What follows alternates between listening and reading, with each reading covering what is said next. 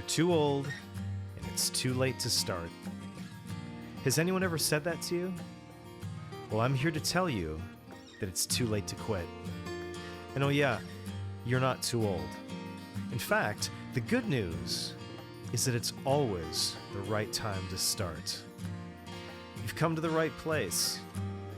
And me and my friends are going to share our stories of why we will never, ever throw in the towel. Welcome to the Too Late to Quit podcast. I'm your host, Jeff Iftikharuddin. Let's go. And if you just say just like a 1, 2, 3. A 1, 2, 3, 4, 5, 6. And okay. A 1 and a 2. Ladies and gentlemen, welcome to the Too Late to Quit podcast with Jeff Iftikharuddin. That's me. I'm super excited because today in the studio we have a very special guest. I'd like to give a very warm welcome to Mr. John Smith. John, thank you for being here. Yeah, thanks for having me, Jeff. Yeah. I wanna share a story with all of y'all.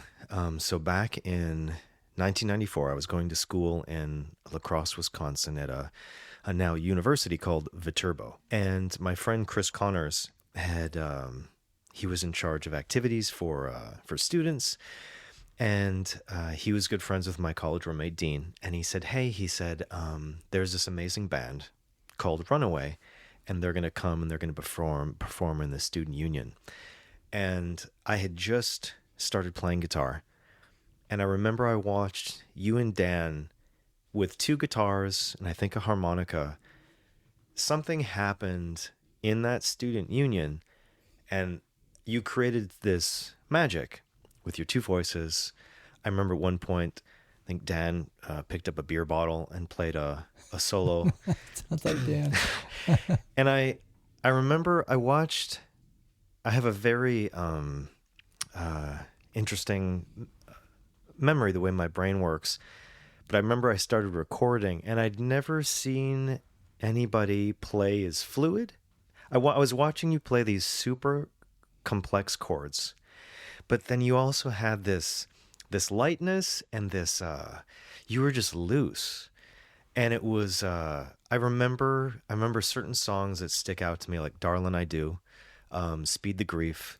And I remember I was so nervous because there was at one point, I think you asked the crowd, you said, are there any requests? And I think I requested Darlin' I Do. Those songs, particularly Speed the Grief, so that was 1994. Those are songs that have, and the album that I'm holding in my hand, the Runaway, those songs have, the melodies, and then in your voice particularly, have stuck with me since that first time. And then I saw you guys a couple times more, I think at the Freight House. Yeah.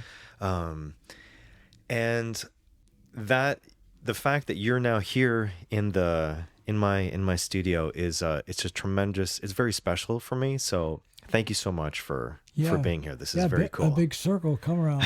Yeah. Yeah, you bet. Those were great days. And playing with Dan, we meet a lot of other people, and we maybe share, swap songs here and there, and jams and so forth. But every now and then, you just connect with somebody on a musical level. And Dan and I did that just almost instantaneously.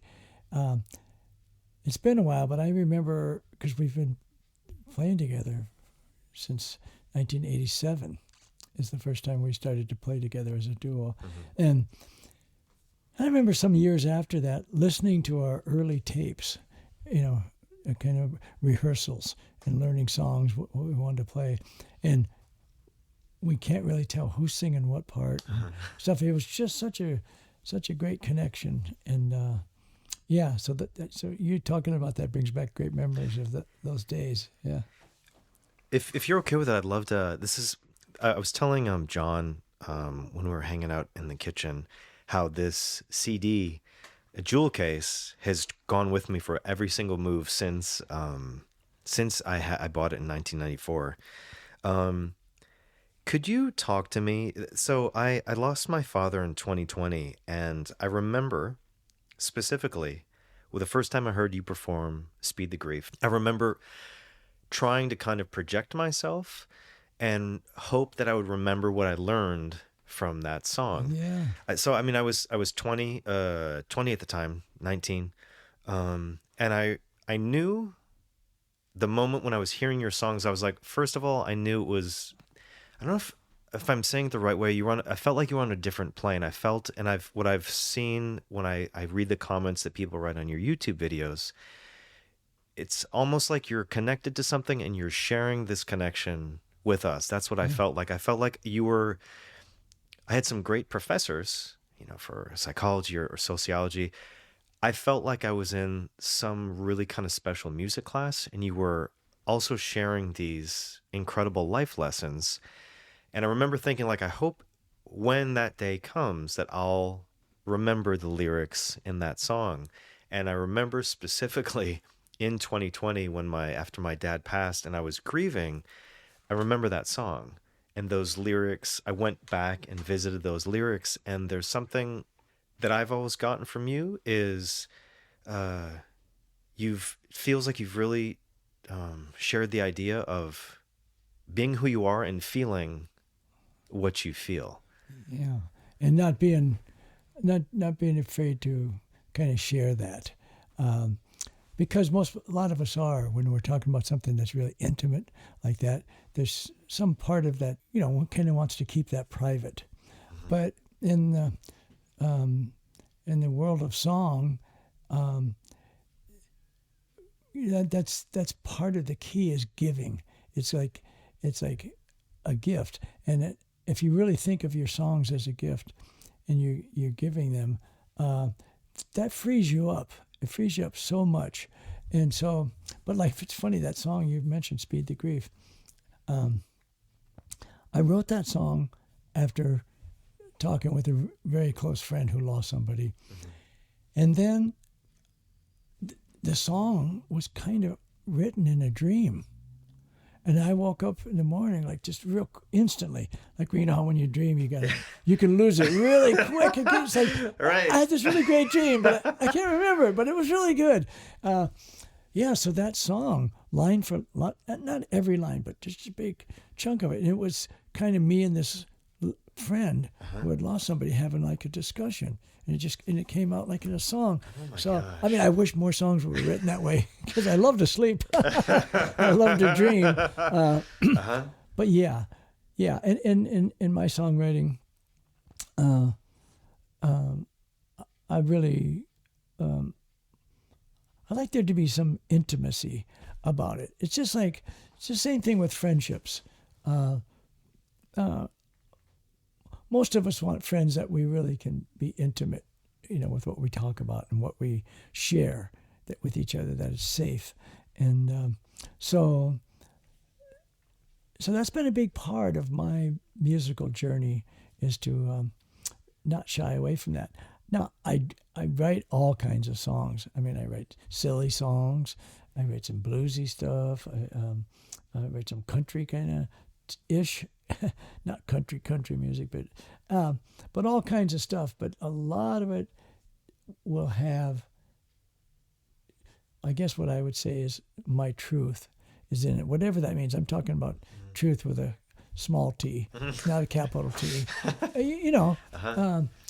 So that's part of the, I don't know, barometer is the right word, but like every song has to go through that. It's got to make that criteria, and if it doesn't, then I'm not interested in it, and it just goes off to the side but sometimes I'll go back to a song and say, yeah, now I know where the juice is in that song, or where it is for me. And then you just have to trust that. You can't start thinking about how other people are going to relate to it.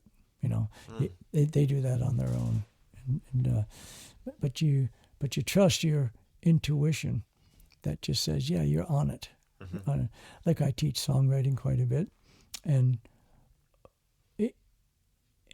I think a lot of people do sign up for my workshops sometimes, in part that they know I write those kind of songs, and it kind of scares them, but they want to, at the same time, they want to know how does that work?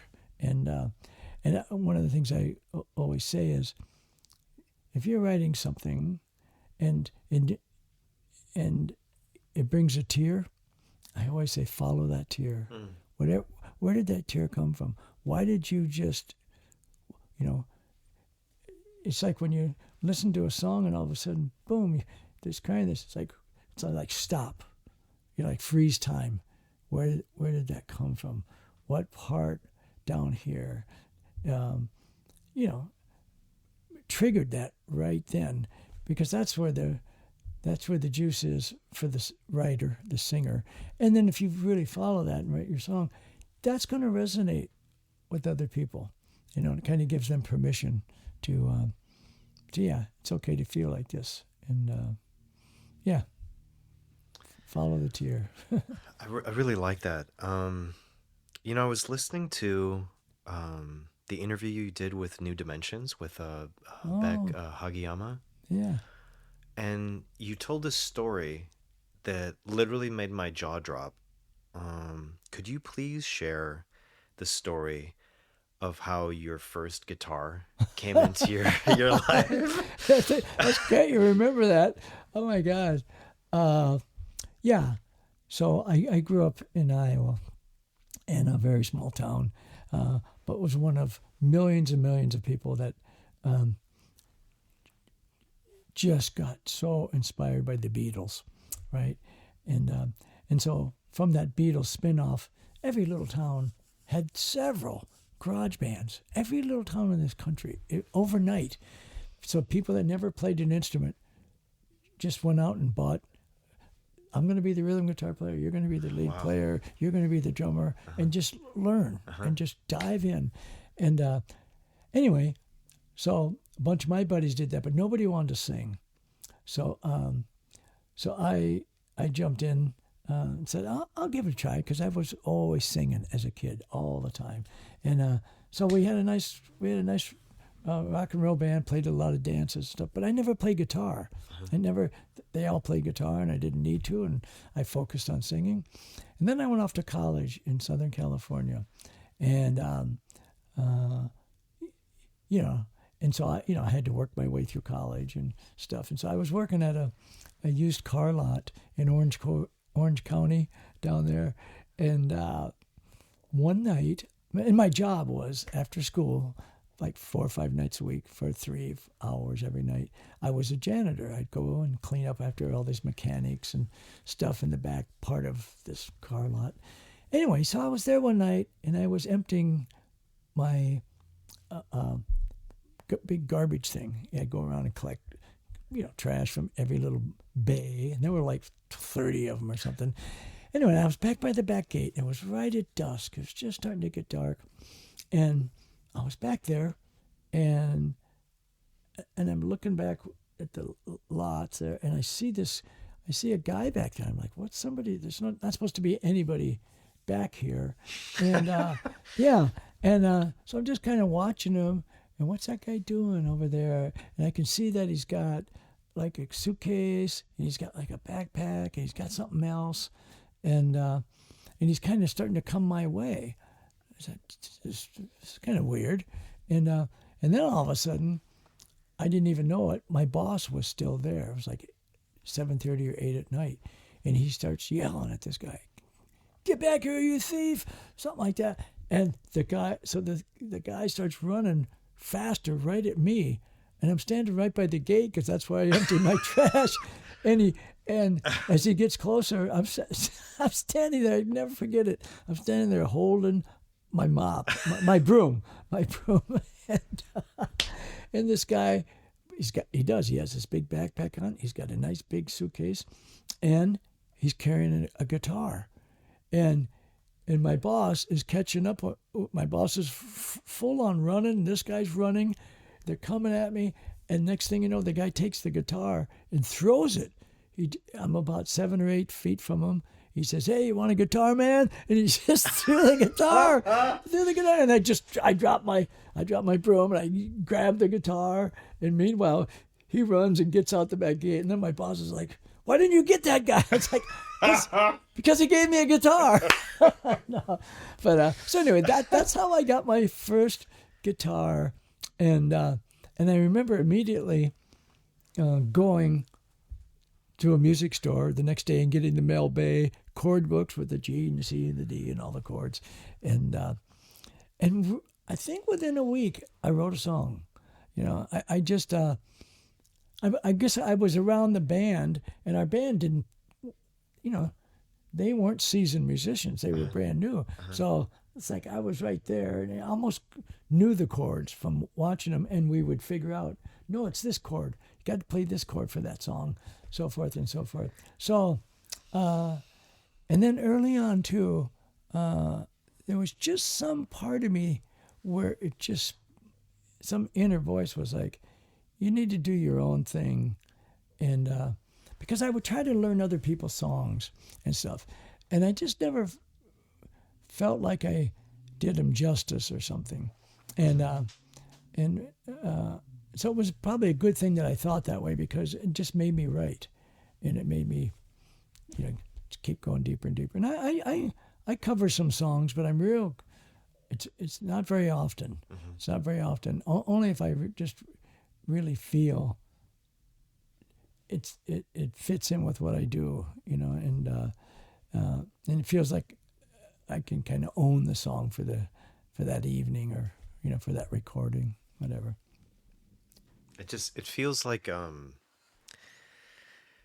there's something so cinematic about that. And I used to, when I was growing up, because I'm a huge movie fan, I would always love the movie, and then as I was younger, I would realize, that was inspired by this real life occurrence, and like that, just seeing then how you launched your music career, that story is incredible. It's just what kind of you said it was a funky guitar. What kind of guitar was it?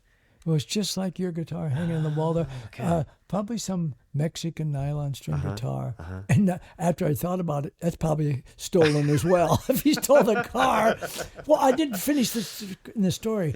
Yeah, the guy that came back into the car lot, what had happened is he somehow stole a car from the lot, because they had like probably 100 or 200 cars.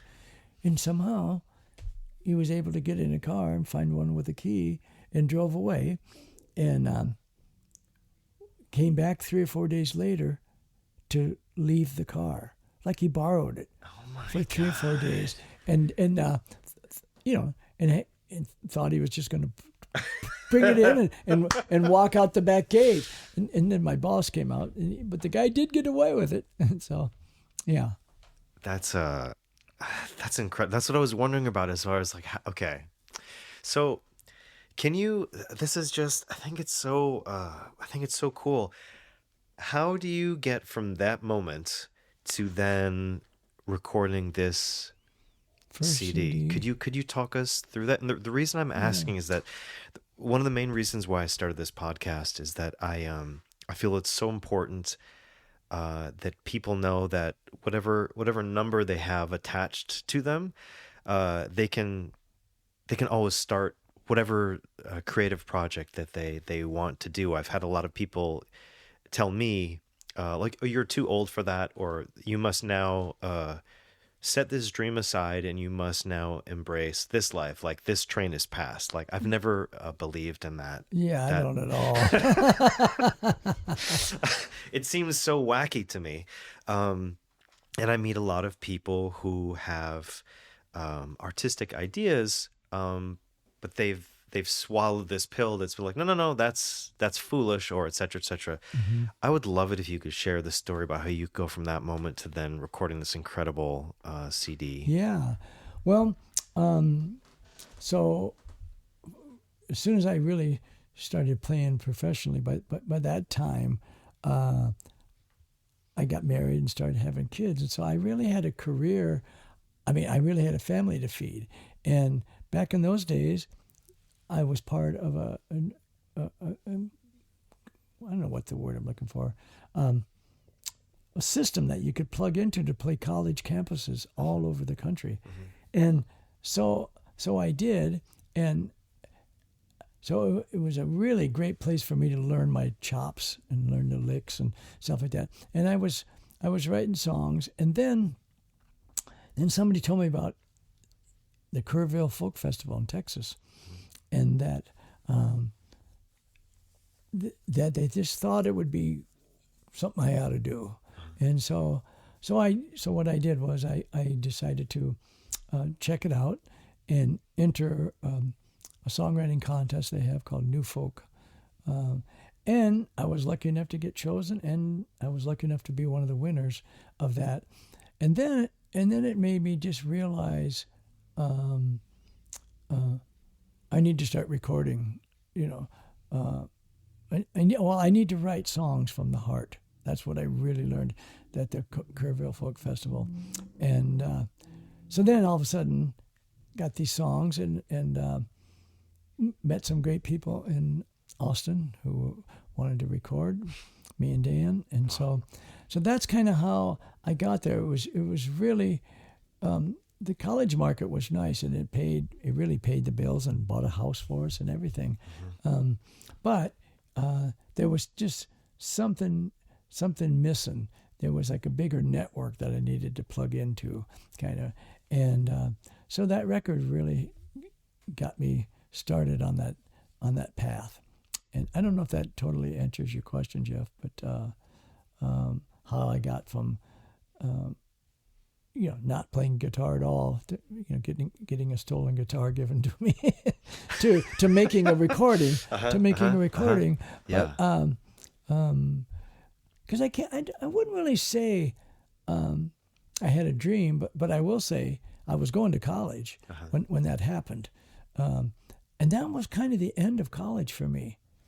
In less than a year, I was like, the whole business route that I thought I was going to take, all of a sudden, it wasn't like all of a sudden I had an answer. I just knew that wasn't the thing, and that, hey,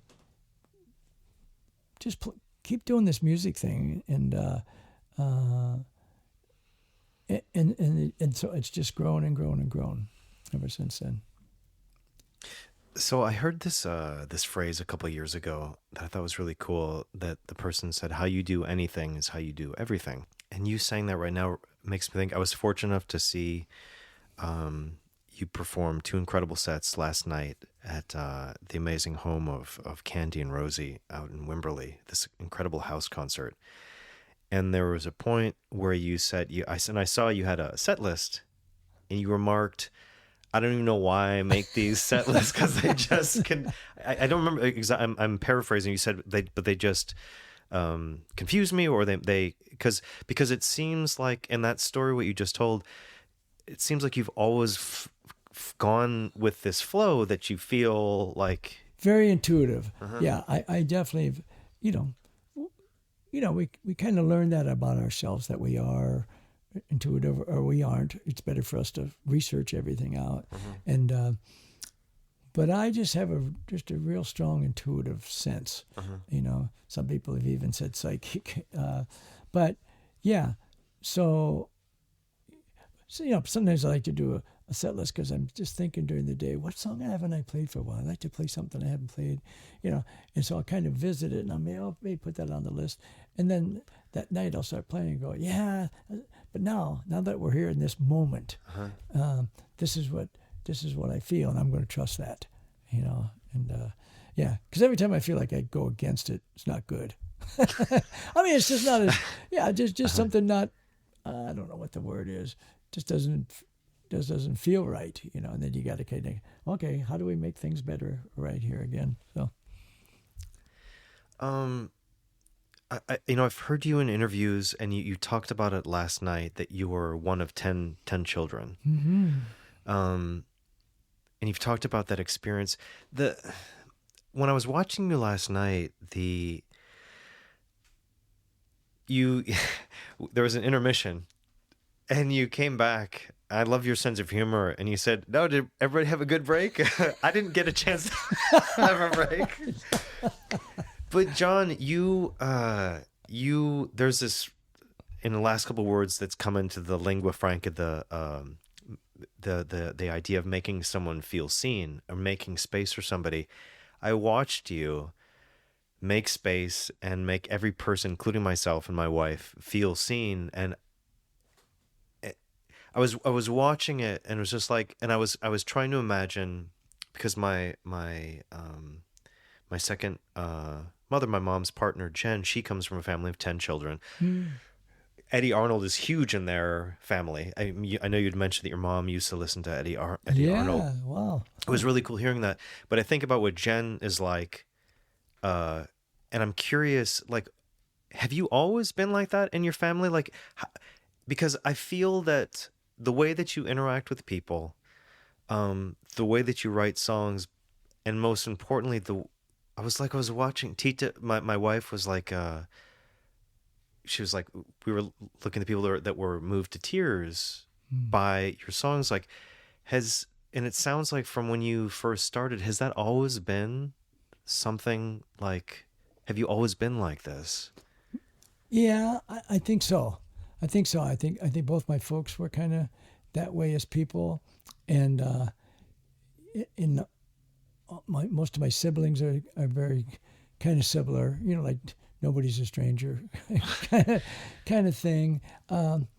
But for me, you know, it all revolves around the music. So, you know, when I'm chatting with people like at intermission like that, it's mostly because they're talking about this song moved me or this or that, or they're people that I haven't seen for 10 years. You know, Wow. that yeah, and I do. I like to make time for it. It's a little exhausting.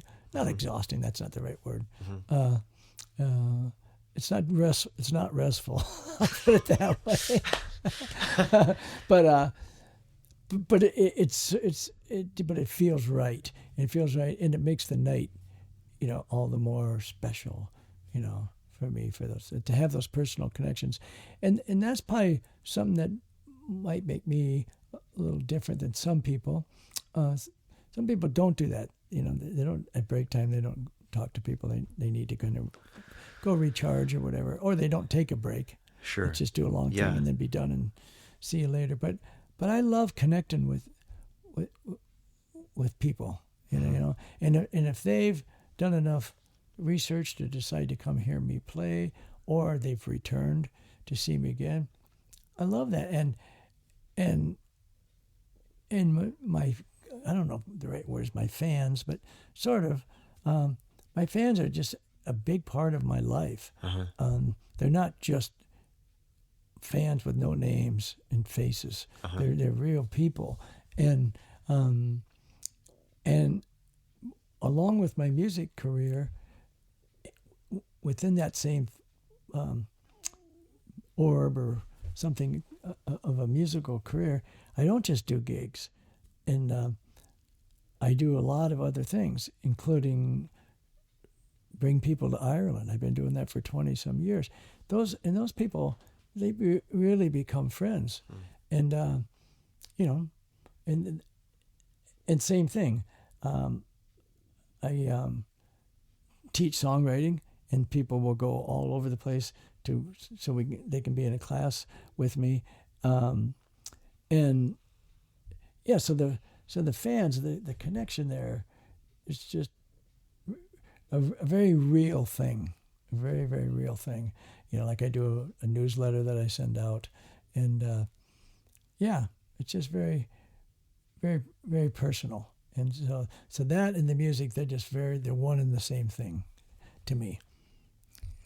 I think what's really cool about that is that I feel like you're so accessible, but you have this like, I know you're about to release your 10th album, your 10th solo record, and the fact that you teach, I think it's rare. Like, I was watching you play last night, and it was really cool because you have this signature move that you do with your hand while you play. I'm like, this guy is so, you're so locked in, but it's like, this is what I think maybe it can be taught, but it's what I've heard lots of teachers in sports say, like, you just got to be loose, right? Yeah. And that's when the magic happens.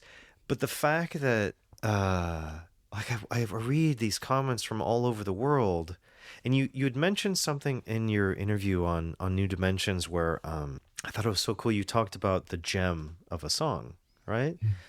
And I was thinking back as I listened to various songs from your entire catalog, and the things that stand out to me are the level, the production level. And it blew my mind that you just told me that this was first record was basically recorded live. Mm-hmm.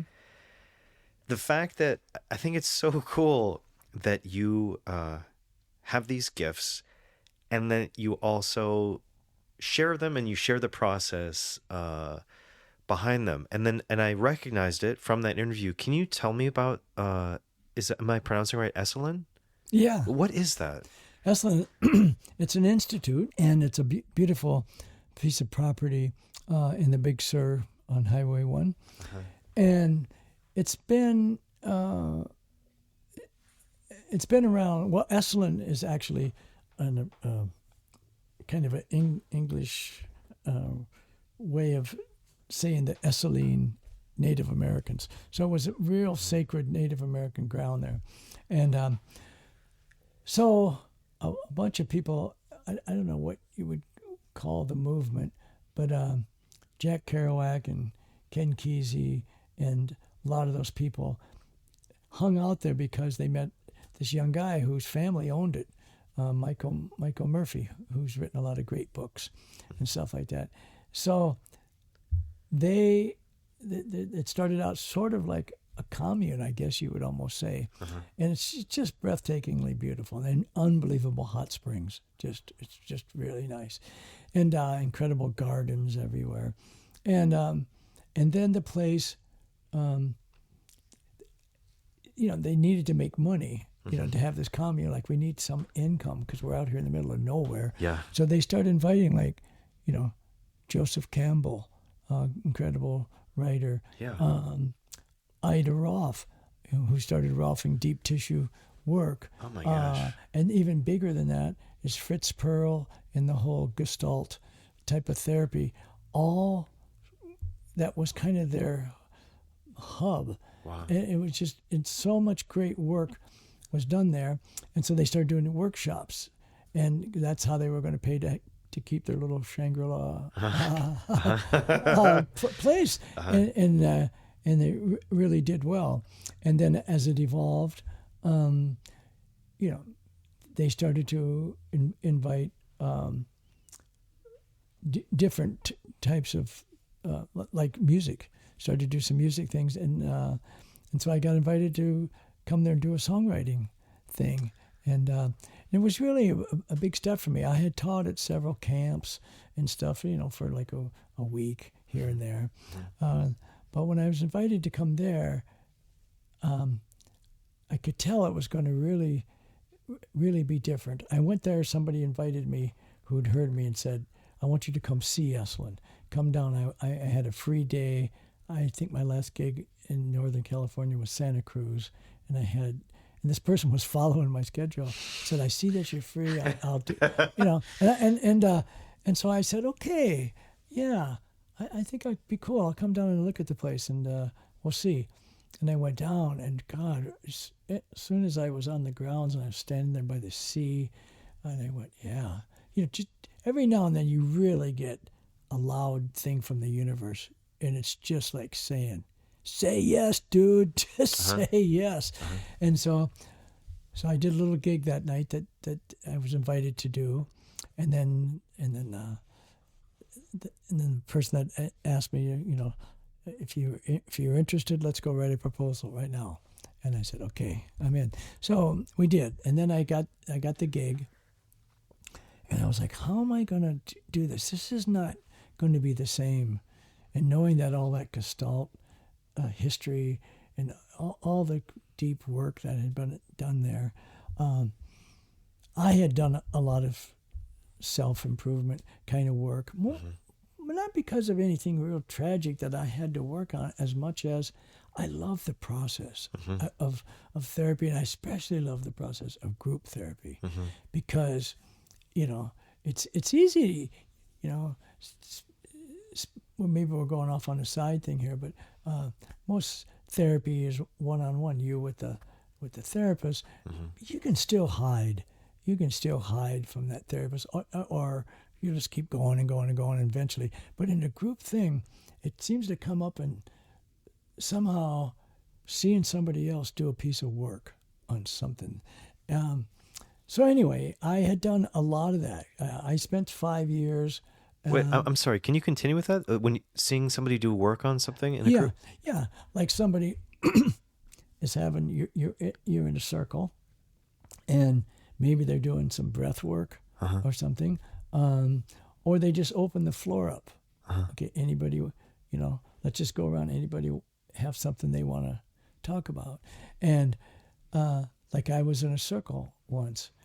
This is an example, and just about 12 people, and it's like a weekend, Friday night, all day Saturday, till Sunday night, and it just gets kind of deeper and deeper, and so they were doing a check in, go around kind of thing, and I was kind of feeling, I'm checking in, I'm looking at I'm looking inside, say, I'm pretty good, I'm good, everything's fine here. Then all of a sudden, somebody talks about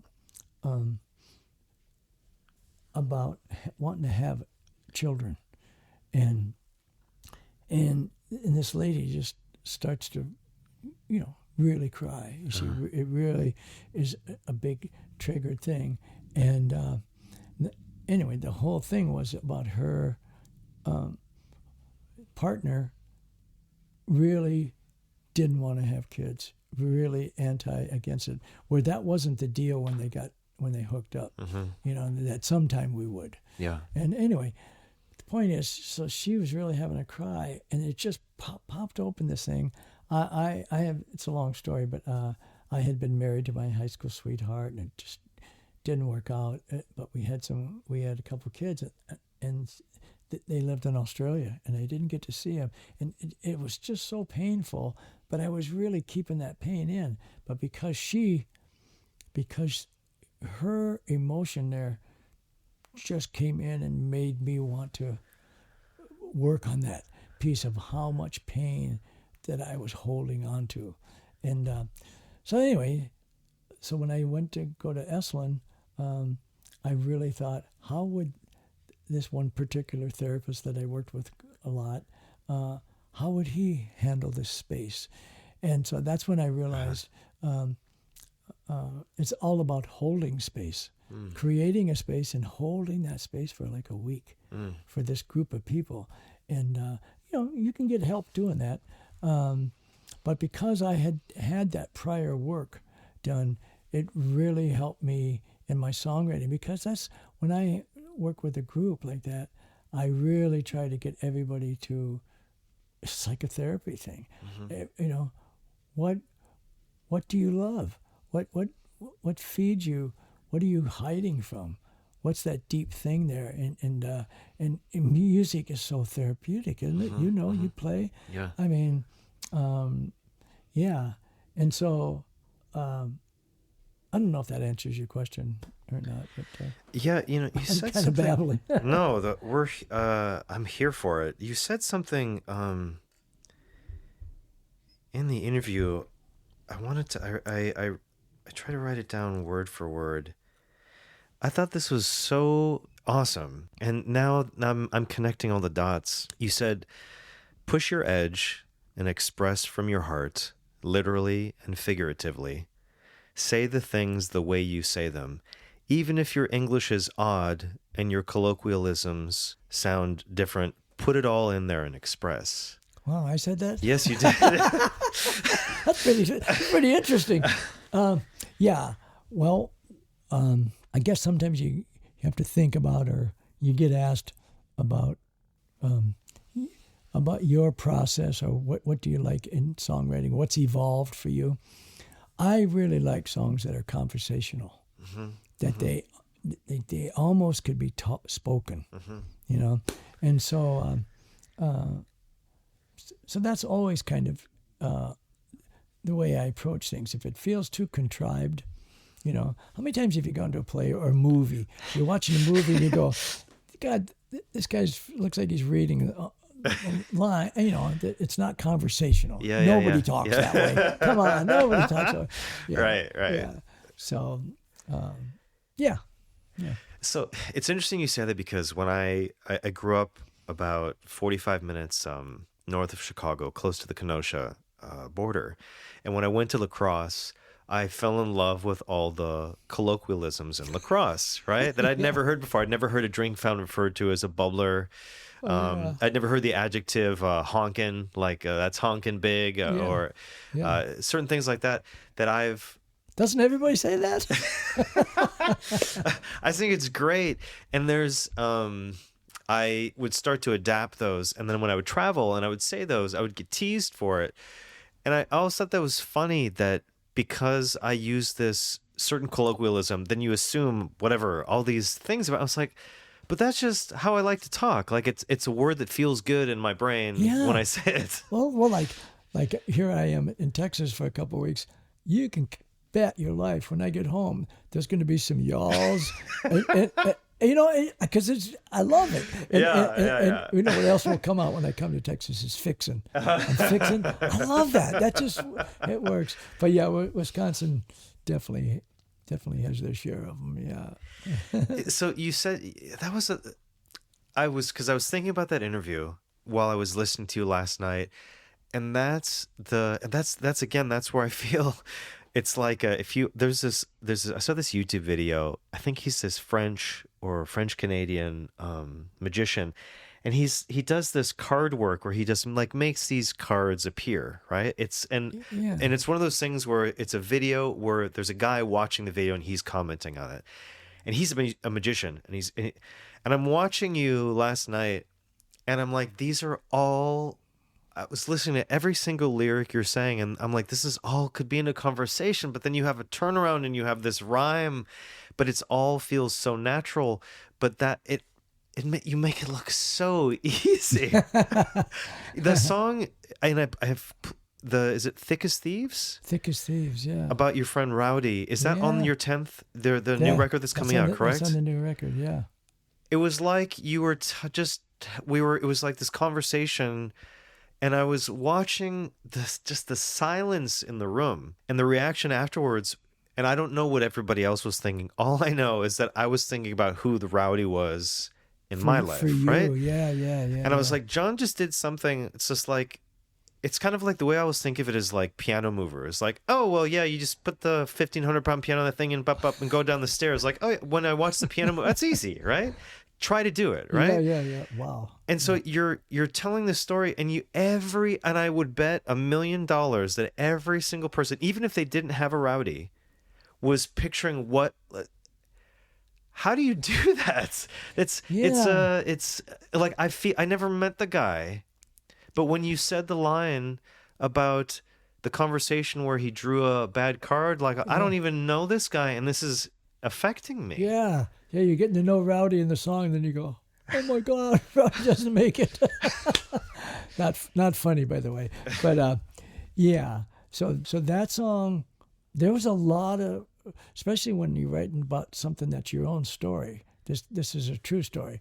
I really do believe somebody could write a song very similar and make the whole thing up. Some great writers, do that. Yeah. I tend to, I'm not afraid to write about my own, story. And so there could have been a lot of fodder. I had a lot of fodder for that song. So many stories of me and Rowdy and my circle of people. But in writing songs, I think I don't know who I first kind of heard talk about this. I think it was James Taylor years ago. That he likes songs to like be a journey, that it's going somewhere, not just chronologically, but it's getting juicier as it goes too. Like any good story, like a movie's the same way, I think. And so it's kind of like telling the story, but I only have 3 minutes here. I have a short time to tell a big story. And so how can I do that in a very conversational way? Of course, you know, most of that song kind of came out. The problem was I didn't want to stop. I wanted to keep writing verses. I could have more and more. But then it's like, okay, now what I call it is then get out the Zen knife. And, you know, it's like, was it Michelangelo who did the carvings, whatever? And they asked him about it. He said, I just carve away everything that's not part of the vision that you have. And same way in songwriting, sometimes we write and then we go in and say, you know, that's not that part's not necessary. If I could trim that off, and I can get rid of this whole verse. I already said that kind of in the second verse or so. So yeah, just to have the story kind of move along like that. John, do you use the same one of the songs that always that I can count? I can't count. I've lost count since I got this CD in 1994. I'll be in some supermarket somewhere or on a plane, and I'll hear the melody of Dad Don't Worry, right? Mm-hmm. Do you use the same? And I'm so curious about that song. Just lyrically, it's just incredible. Do you use the same process? Are you writing songs the same way? Oh, since then? Yeah. In part, yeah, but I probably have evolved a lot more about it. And, but yeah, that song you're talking about, Dad Don't Worry, is a song about the quintessential story of somebody heading out from home and not sure when you're going to come back, if you're ever going to come back, kind of. And so that story was actually triggered by our youngest, who was going off to kindergarten that day. And there I was, you know, and I was used to being with him every day, all day at home. And then something about sending him off in the morning, that first day of kindergarten with his older brother and sister. It's just somehow the emotion, you know, it's like the thing is when you get an emotion, it's like hang on to that thing, because songs are all about emotion. If they don't have feeling, you know, you don't have much. And so, and I was like, God, what is this feeling I'm feeling about it? And it's like, and all of a sudden I was like, God, it just it felt like when I left home, you know. And so I kind of projected him all the way from going to kindergarten off to going to college, or wherever you go when you leave home. And so I just kind of followed that. And as a matter of fact, that song "Dad Don't Worry" is what was one of the things that got me into the Kerrville New Folk, and was a winning song for me. Yeah, isn't that funny? I mean, there's the line. So I shortly after I met you, I ended up traveling to South America for a year, and I kept thinking about the line. Couldn't move any further away. Couldn't get any further away. Yeah. It's just it's. Can you walk me through that song? Just the process, or the how you looking back on that song now? Oh God, I don't know. I haven't played it in so long. I don't play very often anyway. So I kind of set up the song about a parent, me, and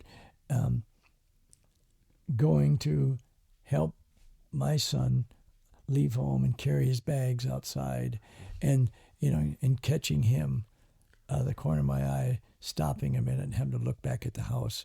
You know how it is when you leave, and and just that look. And then how that triggers my memory of when I left home in my little town of Iowa. And I just remember my mom and dad and some of my siblings standing at the curbside when I drove off with some guy, total stranger, that I met at a gas station. But the gas stations back when I was growing up were social places. Yeah. Like people playing cards in there and having their coffee and stuff. And I was walking. I'm kind of diverting a little bit, but I was walking down the street. I knew I was going to California. I wanted to get out of Iowa. Not like I hated Iowa. I was just a dreamer. Yeah. And I wanted to go to where there was an ocean and where there were palm trees. And so I had signed up sight unseen to go to college at Orange Coast College and near Laguna Beach in California. But I didn't have a clue how I was going to get there. and stuff. And my folks were not weren't wealthy. They were, real blue collar kind of thing. And so I was like, I need to get a ride out there somehow. So I'm walking down the street one day, and I see a car with California plates on it in our little town. There it is. And I was like, I bet you that guy's in the gas station there. He's got to be. So I walk in there, and I know most of the old guys, and I say, hey, who owns that car from California out there? And this one guy said, that's my car there. And I said, wow, what's it like? To California, where do you live? And he's talking a little bit. And he says, yeah. He said, I'm looking for somebody to drive me to California. Do you know anybody that would drive me out there? Oh, my God. Because he was old and he couldn't. And I was like, dude, I'm in. When do we go? And he's like, we're leaving in 3 days, And I did all the driving. So I drove this old 80-some-year-old fella all the way out to California. Oh, my gosh. Yeah, and it was just, I could write a nice chapter or vignette about riding out to California with Ed. The first day we really didn't know each other. Yeah. And I was feeling homesick. Oh shit, what am I doing here? I just remember that night, and he wanted to go to bed real early. And I was young. I was used to staying up till midnight. So I'm like walking around some town in Nebraska, And so then the next day we're getting to be buddies. We're like in Wyoming or something. And the first night we each had our own room. The next night he said, well, John, you seem okay. He said, would it be okay if we split a room? Yeah. I said, yeah, Ed, that's totally cool, man. You're paying for everything, whatever you want to do. And so I'll never forget it. And he was paying for all the food, everything. Yeah. And I'll never forget, I was having lunch, and I was having burgers and fries and a big chocolate malt. And Ed was like, chocolate malt? I haven't had one of those in years. And he said, and he also told me, John, you have to decide when it's time to eat, because I don't ever get hungry. Really? I don't eat if I'm not told or whatever. Yeah. Anyway, so then Ed, about twice a day, Ed had to have a hot fudge malt. Anyway, so we're sharing a room. I'll never forget it. And we're going to bed, and Ed's sitting by the side of his bed there, and he sets his wallet there. He says, John, here's my wallet right here. He said, if anything happens to me, the contacts are in my wallet there. And I was like, Ed, don't do anything. Don't die. Oh, my God. By this time, I was like, anyway, but it was really John, fun. this is incredible. Oh, yeah. So anyway, back to the song, Dad, Don't Worry. So just the memories of that whole thing of going home. And then, and of course, choruses are big in songs. Not all the time. Not all great songs have big choruses. But when the chorus naturally fell out from playing on my guitar and stuff like that. By the way, I wrote that song on a mandolin. Very rare to write songs. So I wrote that song on the mandolin. Yeah. And I still, every now and then, I dig out the song. But the reason I probably don't play it a lot is I've written a handful of songs about my dad. I have another song called That's My Dad. I have another song called From His Window. And another song called Growing Up So Fast. I think I had a lot of more dad issues than mom issues. Mm-hmm. Yeah. That's blowing my mind right now. This is that's incredible. So this is this theme that I'm seeing is that it's like this feels so cinematic to me, because it's like the universe is saying, here's your guitar, here's your ride to California. It's incredible. Yeah. I have had a lot of circumstances fall out of the sky for me, and maybe I create them with my attitude. Some people would say, yeah, you totally do. But I guess I kind of expect them a little bit. I I have dozens of stories of things like that, and go, wow, what if I wasn't right there at that time? Everything would be different. We all have moments like that, you know. But it seems like you say yes to these, like you went into the gas station and you spoke out and you accepted the guitar that got tossed to you. It's so cool. Yeah. And I was really interested because my father-in-law is currently doing that. May I ask you about the Course in Miracles? Yeah.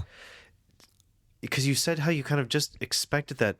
I don't know much about it aside from what you talked about on that podcast. Is that something you're still involved with? Is that something that you think would have contributed to your attitude as far as to expecting those things to happen? Like I think it's very special. I don't know in that context, but the Course in Miracles is something I don't necessarily practice anymore. But was it a big touchstone? Is that the word I'm looking for? You know how we have plateaus in our life. The Course in Miracles I stumbled onto. Somebody had given me a book called Return to Love, and I just like reading stuff like that. And then, you know, Eckhart Tolle, so other writers that I was reading. I always have a handful of books like that by the side of the bed, and they kept mentioning the Course in Miracles. And so there was a time period where for 5 years, I still lived at home, but I had a publishing contract in Nashville. So I would go 1 week a month. And when I was down there, I found that there was a Course in Miracle little group thing. I'd heard about, it was funny, I'd heard about the Course a lot. You know, sometimes they say in marketing, we need to see or hear something like 20 times before we go, right. Hey, and you act like it's the first time, but it's not. It's gonna. Right. So right. I'll never forget this. Like here's an example of the Course for me. I remember I was with Dan, and we were in Boise, Idaho, and I had read something, and it just some moment said, John, instead of reading all these other people, why don't you go to the source that they're all getting their inspiration from, the Course in Miracles. So I was like, I got to get that book. Yep. So Dan and I do our gig at this place. We're there 2 nights. We go to this really nice, cool coffee shop in Boise, which is a great town. Not Boise, that's Idaho. Bozeman. Bozeman. Bozeman. Okay. Yeah. Bozeman, Montana. Sure. And so we go to this coffee shop, and just to get coffee, and I just had this epiphany the night before about having to get that book. And Dan and I get our coffee, and we go sit down at a little table, and there's it's like tiered, and there's another level of tables. And when I turn to my left, there's the spine of A Course in Miracles. And so, wow. So I was like, wow. So without even thinking, I got up and walked up to that table and asked that person, I said, excuse me, but I see you're reading The Course in Miracles, you know. And he looked at me really strange, like he was scared almost. And but I said, what do you think of it? And so he started opening up how special it was to him. And I said, did you get that book in town here? Where'd you get the book at? He said, oh, no, you can't get that here. You know, I got it in California or something like that. And so I wrote the address down in the back of the publishing company, the book, and said thanks a lot and left. And then I just remembered we went and did our second night of this gig. That was the second night. So I'm going to bed, and I'm like, I can't find that piece of paper. And I'm like, hey, universe, you know, this whole thing of that book being right there. I get this thing like I'm supposed to get the book. Yeah. I go to a coffee shop, and it's right there in my face, literally. I was like, what's going on? Why did I lose that piece of paper now? So in the morning, we decide that we'll go down and see if that guy's at the coffee shop again. I'll get it. Maybe he goes there every morning like some people do. Right. So we go there, get our coffee. Shoot, the guy's not around. And so we got the car parked in front of the coffee shop. We're going to whip a Yui and head back out to head back to Wisconsin. And Dan goes about half a block, and I go, stop! There's a bookstore here. Yeah. I'm going to run in there. Yeah. See if they got the book. And so I go in there, and I find a worker there, and I said, you wouldn't have a book called A Course in Miracles, would you? And he gave me this look. Like, he said, whoa. He said, just the other day, I came across this book, A Course in Miracles. I didn't know where it belonged or whatever. And so he put it over in this one little section and took me over there. They had one copy. And I bought the book. Wow. And anyway, then I studied it. And I guess in a thumbnail here, the way it really made me look seriously at our level of separation. When I mean separation, I mean it in a big way. That in general, we walk through life that you're Jeff, and you have your story, and you have your history. And I'm John, and I grew up in Iowa, and played music, so forth. But on a deeper level, everything is one. Everything is one. That sounds really woo-woo, but when you go through the course, it just strips you down of how.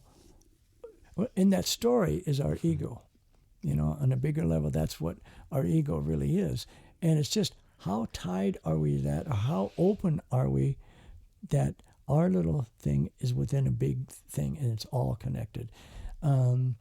That was a big thing in the course for me, and also the sense of forgiveness, of carrying around stuff that, either stuff that we did wrong or we thought somebody did something wrong.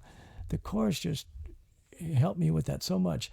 And I'm not saying anybody needs to do the Course in Miracle. Yeah. I'm not putting it above any other kind of spiritual path. Yeah. Kind of. But for me, it was a big one.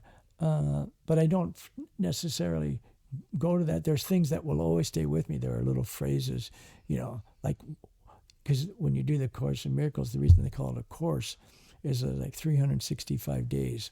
And there's a little writing for each day. Mm-hmm. And they start out real simple and they get a little more complex. But one that's always be with me was like, the simple phrase, I can choose peace instead of this. I can choose peace. And just, sitting in traffic jam, you can get irritated and start to get upset, what's going on, why, and just saying, I can choose peace, and you can. It's a choice, and just, bring it down. So, yeah. Okay, that's very cool. That makes me think one of the song of yours that I connect with a lot, that you played yesterday is "Kicking This Stone." Mm-hmm. And there's a YouTube video of you, and I took a screenshot. I thought this was really cool. I love reading the comments on videos. And this was 5 months ago. They said, this is at Scott E2593. I recently discovered John's music. He is such a wonderful songwriter and musician. I can deeply feel his music. When I watched your sign-up list fill up, your email list, and I felt what was happening last night. In that video, this is why when I had reached out to you and you wrote me while you were on this cruise, and you were telling me about your 10th record, and I was telling you that I'm still learning how to write songs, and you said, me too. I was like, what? True. And then in this video at the end, because you talk about, it's such a deep concept as far as kicking the stone, about trying to be better each day. Yeah. And you end the video, you say, well, we'll find out. And I was like, this guy is, it's like I think for me, those are the teachers I've connected with the most, are the ones who don't try to shove a lesson plan down your throat, but live by example. Yeah. And the thing is that like you, and I think, at least I'm gonna speak for myself, it makes me feel comfortable then to be me. And if I speak English in an odd way, like, that's who I am, right? Yeah. And to follow that tier, to try to find my own gems. But that's what I'm so curious about your 10th record. Like, it sounds like you're still I was somebody was talking about Tiger Woods, I think Stephen Pressman, about how he works with a coach, right? Yeah. Yeah, Tiger Woods. If there's somebody who's a better coach than him, who is it? No, but the thing is, yeah, every time I go to write a song or find myself in a song, it's a mystery. It's really a mystery how it's going to go, where it wants to go. It's totally a dance. It's totally a dance with the muse.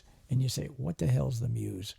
What the muse to me is that there is kind of like this higher intelligence, this thing that's all connected that I'm talking about, this oneness that's happens in songs. And I think the key to good songwriters, they trust that, they don't feel like they're totally writing the song.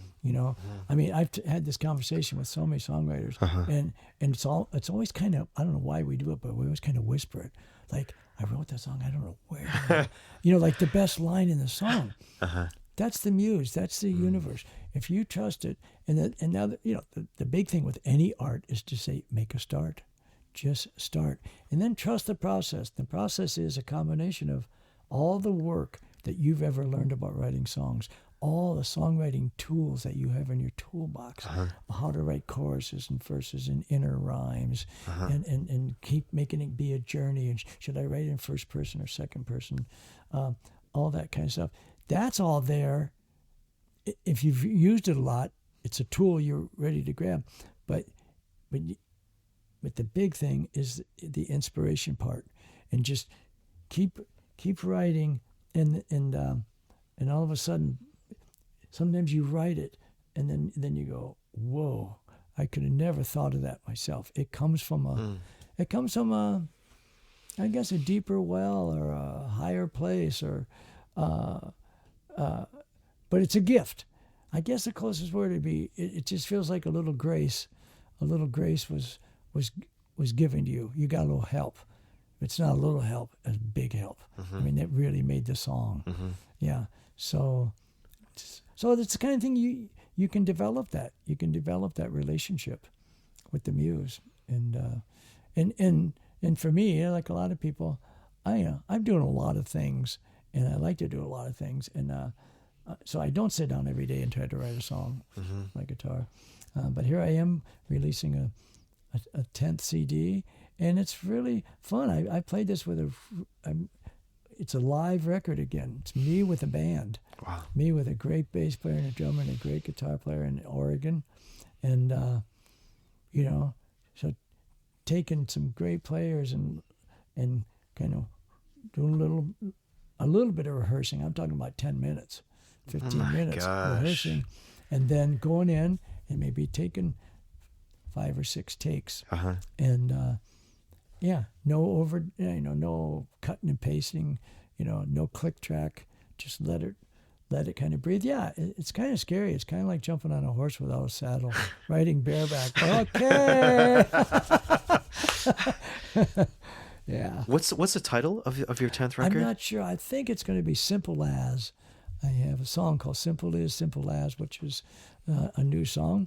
It's kind of a groove, real groovy kind of a thing, and it's really about a simple life, just wanting to, follow my instincts and stuff like that, and not be pulled by this and pulled by that, and just And as I get older, I think I think about that more.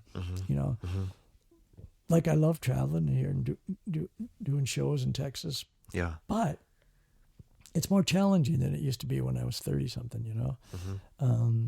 So. Well, John, thank you so much for coming on to the Too Late to Quit podcast. This has been a dream come true to get to interview you and have you share all this knowledge and your stories, especially like I had so many questions about this I tell you, record. seeing that old CD, that's just it's been a journey.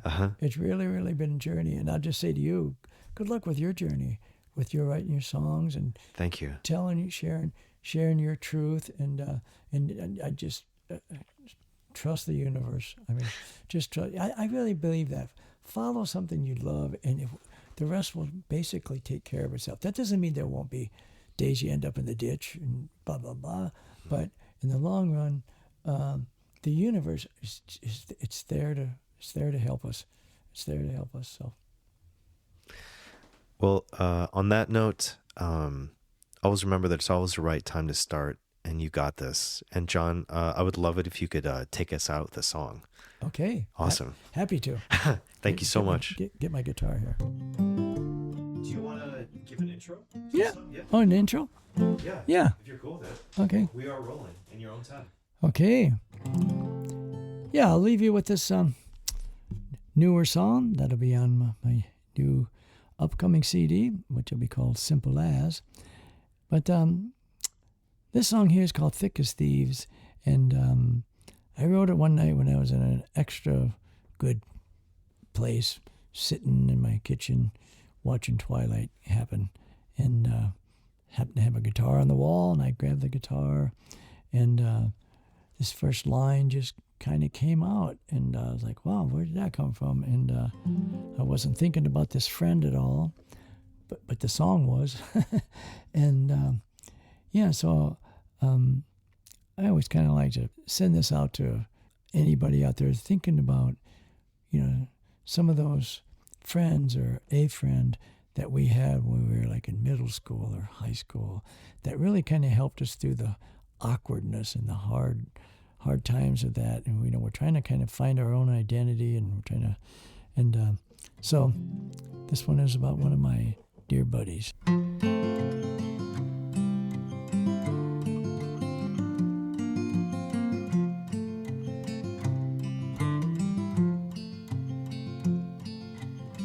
Me and my friend Rowdy, we were thick as thieves. If you found Rowdy, you probably found me.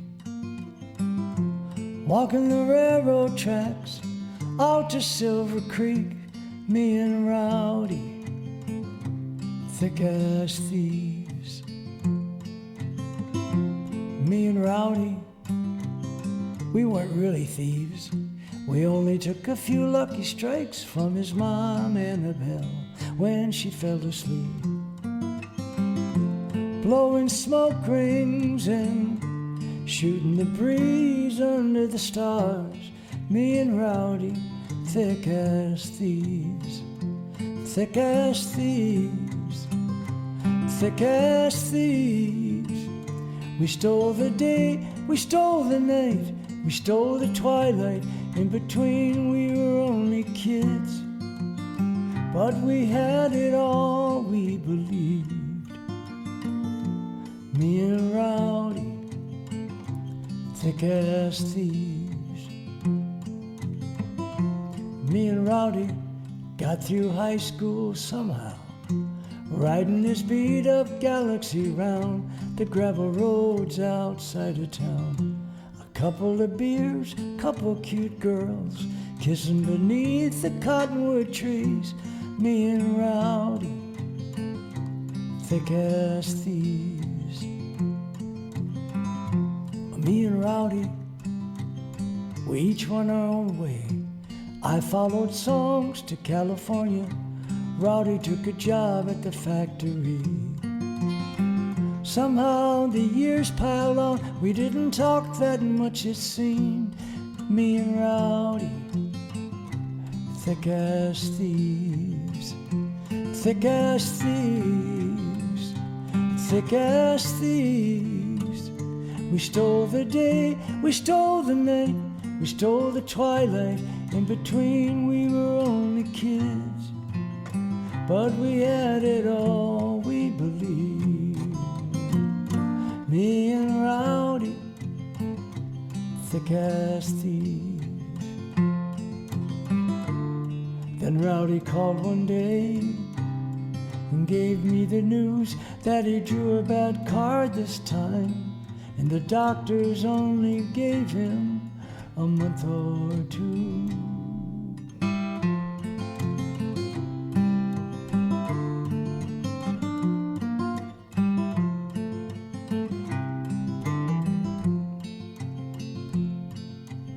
The last time I saw Rowdy, he wasn't looking so great. I pulled up a chair next to his recliner. I grabbed my guitar and I started to play. I kissed him on the forehead when I got up to leave. It's hard to say goodbye when you're thick as thieves. It's hard to say goodbye when you're thick as thieves. Me and my friend Rowdy, we were thick as thieves.